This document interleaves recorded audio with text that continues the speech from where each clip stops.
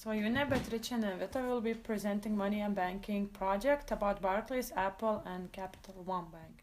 Capital One Financial Corporation is an American bank holding company specializing in credit cards, home loans, auto loans, bankings, and savings products. Capital One is the 8th largest bank holding company in the United States when ranked by assets and deposits. Apple is a company which designs, develops and sells consumer electronics, computer software, and online services. Now, Apple is the world's largest information technology company by revenue, the largest technology company by total assets, and the world's second largest mobile phone manufacturer by volume after Samsung. Barclays is a British multinational banking and financial services company headquartered in London. It is a universal bank with operations in retail, wholesale, and investment banking, as well as wealth management, mortgage lending, and credit cards. It has operations in over 50 countries and territories and has around 48 million customers. Apple balance sheet comparison with Barclays balance sheet. Comparing balance sheet for 2016 of a big manufacturing company Apple and one of the biggest banks in Europe, Barclays. Since the balance sheets are presented in a different currencies, the numbers will be presented in dollars for a better comparison. Assets, liabilities, and equity will be compared. Barclays' total assets are around 1,500 billion US dollars. At the same period of time, Apple reached the amount of around 320,000 million US dollars. Other assets of Barclays Bank is almost 1,400 million US dollars, while Apple had around 8,000 million US dollars. It shows that Barclays PLC Bank had a bigger assets overall, but other assets were bigger for Apple Company. Total liabilities for Apple Company was 79,000 million US dollars, while Barclays around 1,400 billion US dollars. By looking at these numbers, we can see that the Barclays had more liabilities. These differences between liabilities are related with the sizes of these companies. When looking at equity part of a balance sheet, for Barclays Bank it is 91,300 and Apple at the same time around 130,000. In this case, Apple had a bigger total equity. Barclays income statement in comparison with Capital One income statement. Barclays and Capital One banks have slightly different income statements in the year of 2016. According to Barclays' annual report statement, net interest income was approximately 13,500 million, while Capital One net interest income reached almost $21 million.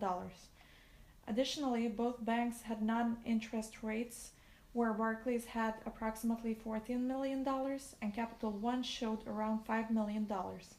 Overall, Barclays had 27.5 thousand million total revenues, while Capital One $25.5 thousand million of total income.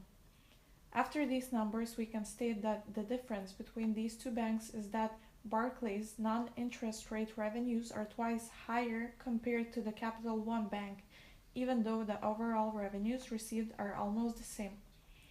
Net income available for stockholders in Capital One Bank is around $3,513 million, while Barclays Bank reached $2,077 million. It is clear that U.S. tax expense showed up higher because Barclays' total revenues were higher than EU bank revenues. Total operating expenses for Barclays have reached approximately $90,000 and Capital One Bank had it for around $20,000 million. From this information, it becomes clear that U.S. bank has lower expenses compared to EU bank, even when considering the fact of higher net income received by Barclays Bank. Barclays balance sheet comparison with Capital One balance sheet. Barclays' total assets in the year of 2016 reached the amount of 1,554 billion US dollars. However, Capital One total assets increased, reaching the amount of $357 billion. The total liabilities for Barclays reached the amount of $1,462 billion, which is 92 million less than Barclays' total assets. The equity is respectively much higher in Capital One Bank than in Barclays. For Capital One Bank, the equity reaches the amount of $47 billion and the amount of around $91 million for the Barclays PLC. The retained earnings that are invested in its core business or to pay bank's debt in comparison is much higher for Capital One than for Barclays. When comparing US Bank and Company with EU Bank, it can be seen that US is doing better than Europe. As we discussed in the money and banking classes during the semester, US banks are more regulated than EU banks, meaning that their performance and actions are highly supervised and controlled. Moreover, EU banks are still going through post-crisis movements and underperforming their US rivals, strengthening US performance across the globe. Thank you for your attention.